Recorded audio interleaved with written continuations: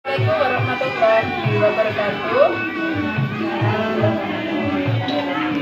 Saya Biku Srini dari TKI Nurul Mustafa ingin menseminarkan tentang budaya positif modul 1.4 yang nantinya akan kita buat.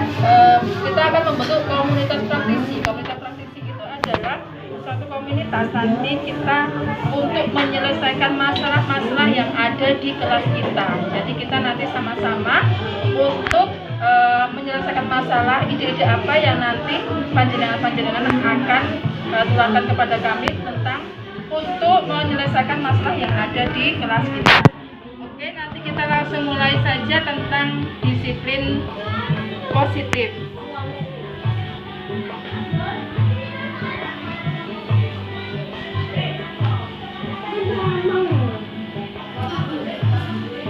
Menurut Ki Hajar Dewantara, pendidikan adalah tempat persemaian segala benih-benih kebudayaan yang hidup dalam masyarakat kebangsaan dengan maksud agar segala unsur peradaban dan kebudayaan tadi dapat tumbuh dengan sebaik-baiknya dan dapat kita teruskan kepada anak cucu kita yang akan datang. Nah, ini sekarang sudah pada masuk kepada untuk mewujudkan profil pelajar Pancasila yang ini baru ya. Jadi kita pelajari tentang profil pelajar Pancasila antara lain yaitu profil pelajar Pancasila gotong royong, berkebinekaan global, bernaral kritis, berakhlak mulia, kreatif dan mandiri. Ya, nanti kita akan mewujudkan tugas guru inilah. Jadi tujuan pendidikan ini, tugas guru inilah untuk mewujudkan profil pelajar Pancasila yaitu gotong royong, berkebinekaan global, bernalar kritis, berakhlak mulia, kreatif dan mandiri. Yang ini ada tugas guru kita selama sebenarnya kita sudah menjalankan ya, cuman ini adain baru tentang profil pelajar Pancasila yang kita pelajari di pendidikan guru penggerak yang nantinya kita akan berkolaborasi dengan guru-guru yang lainnya di lingkup kita, di lingkup sekolahan, di lingkup yayasan, bahkan nanti keluar di lingkup yang lebih besar lagi untuk mewujudkan tujuan pendidikan yaitu mewujudkan profil pelajar Pancasila. Selanjutnya yaitu tentang ini. Menurut Ki Hajar. Assalamualaikum warahmatullahi wabarakatuh. Saya Biku Srini dari TKI Nurul Mustafa ingin menseminarkan tentang budaya positif modul 1.4 yang nantinya akan kita buat. Kita akan membentuk komunitas praktisi. Komunitas praktisi itu adalah suatu komunitas nanti kita untuk menyelesaikan masalah-masalah yang ada di kelas kita. Jadi kita nanti sama-sama untuk menyelesaikan masalah, ide-ide apa yang nanti panjenengan akan tularkan kepada kami tentang untuk menyelesaikan masalah yang ada di kelas kita. Oke, nanti kita langsung mulai saja tentang disiplin positif.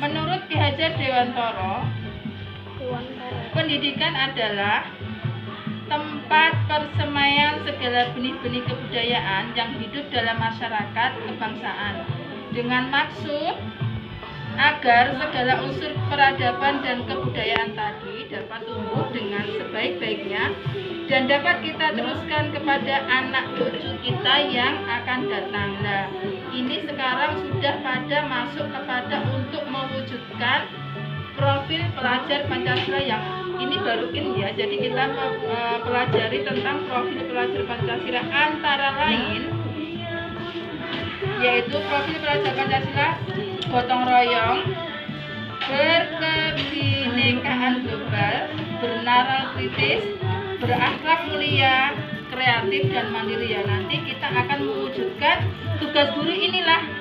Jadi tujuan pendidikan ini, tugas guru inilah untuk mewujudkan profil pelajar Pancasila yaitu gotong royong, berkebinekaan global, bernalar kritis, berakhlak mulia, kreatif dan mandiri.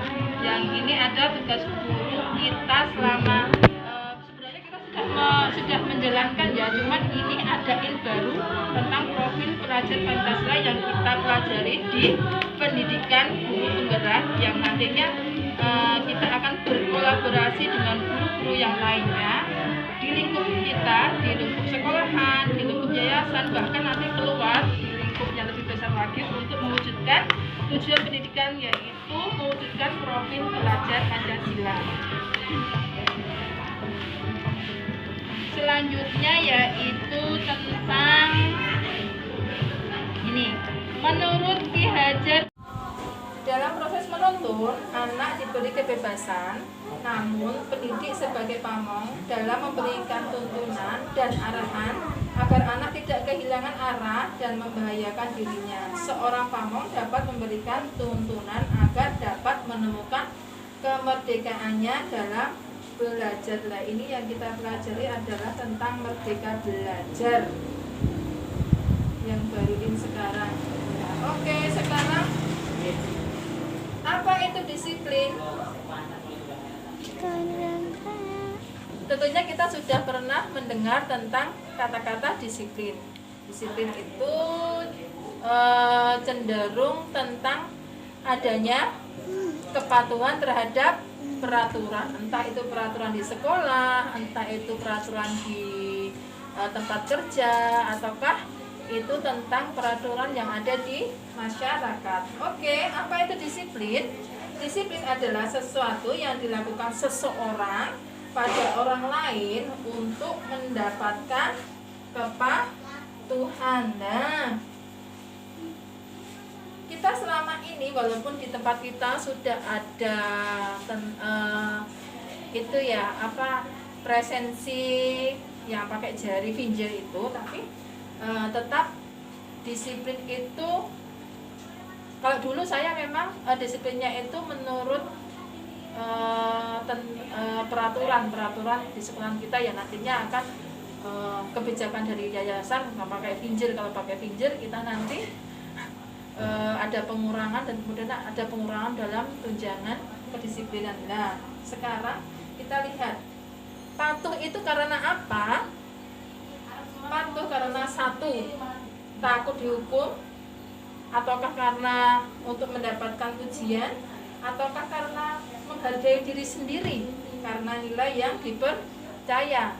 Memang karena patuh itu memang harus untuk menjadikan suatu kebiasaan itu memang harus dengan dipaksa terlebih dahulu. Kita lihat adanya suatu peraturan di sekolah untuk anak-anak kita tidak boleh datang terlambat, tapi kan ada suatu peraturan terlebih dahulu. Nah, itu karena mereka takut dihukum, atau karena ingin mendapatkan pujian dari atasan kalau di tempat kerja, atau pujian dari bapak ibu guru karena dia datangnya pagi terus, atau dia tidak pernah terlambat, akhirnya dapat pujian, atau karena takut kalau datang terlambat nanti takut dihukum untuk memberikan ini membuat seperti ini. Nah, itulah tentang patuh. Tapi kalau kita yang ketiga, patuh karena menghargai diri karena nilai yang dipercaya. Oh, kita sendiri, dari dalam diri kita sendiri, bahwa kita disiplin itu berasal dari intriks diri kita sendiri, bahwa kita mempunyai motivasi tersendiri untuk disiplin, tidak terlambat. Nah, itulah yang untuk menghargai diri sendiri karena nilai yang dipercaya. Selanjutnya, orang dengan memotivasi ini akan bertanya, akan menjadi orang yang seperti apakah apabila saya melakukannya. Mereka melakukan sesuatu karena nilai-nilai mereka yakini dan dihargai, dan mereka melakukannya karena mereka ingin menjadi orang yang melakukan nilai-nilai yang mereka yakini tersebut. Ini adalah motivasi yang akan membuat seseorang memiliki disiplin positif, karena motivasi perilakunya bersifat internal, berarti berasal dari diri kita sendiri, bukan eksternal. Bukan karena ingin ini, bukan karena ingin itu. dari orang lain itu eksternal atau dari lingkungan lain. Tujuan dari disiplin positif adalah menanamkan motivasi yang ketiga pada murid-murid kita, yaitu untuk menjadi orang yang mereka inginkan dan menghargai diri sendiri dengan nilai-nilai yang mereka percaya. Ketika murid-murid kita memiliki motivasi tersebut, mereka telah memiliki motivasi intrinsik yang berdampak jangka panjang. Motivasi yang tidak akan terpengaruh pada adanya hukuman atau hadiah. Nah ini tadi, karena kadang kita untuk mewujudkan disiplin itu kadang kita memberikan hadiah kepada anak, atau yang kurang disiplin, yang tidak disiplin kita berikan hukuman. Lah itulah seperti itu. Mereka akan tetap berperilaku baik dan berlandaskan nilai-nilai kebajikan karena mereka ingin menjadi orang yang menjunjung tinggi nilai-nilai yang mereka hargai. Nilai-nilai disiplin positif.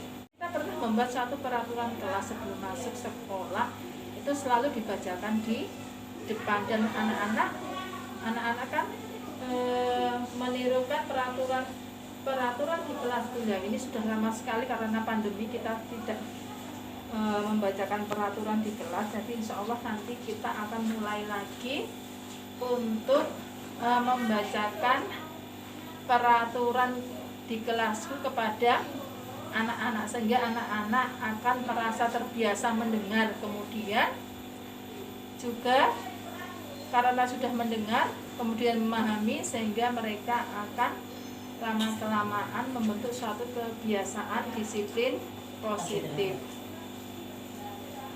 Oke, selanjutnya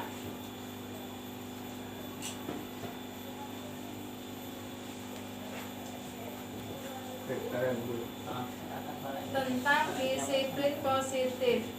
Ini disiplin positif itu bukan karena patuh kepada peraturan, yaitu tadi karena suatu kebiasaan nanti akan percaya pada nilai diri.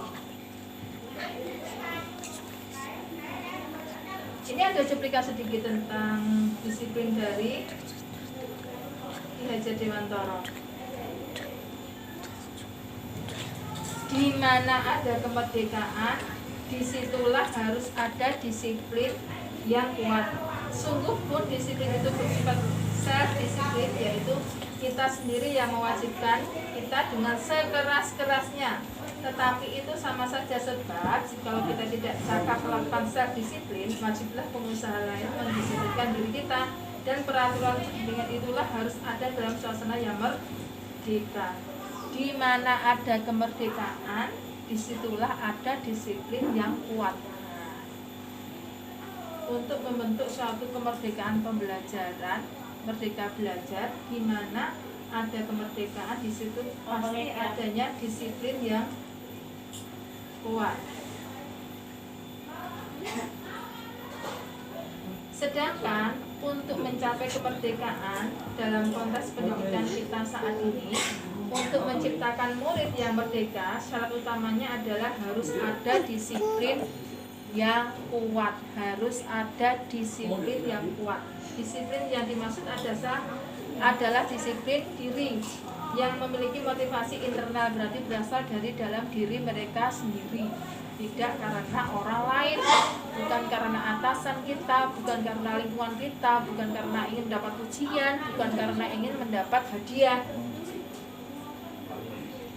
Jika kita tidak memiliki motivasi internal, maka kita memerlukan pihak lain untuk mendisiplinkan kita atau memotivasi eksternal, karena berasal dari luar, bukan dari diri kita sendiri.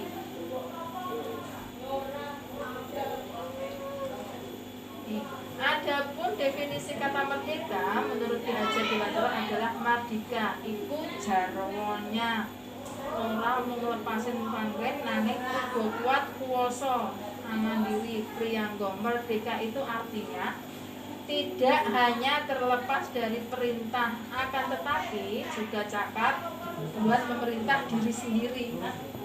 Jangankan untuk memerintah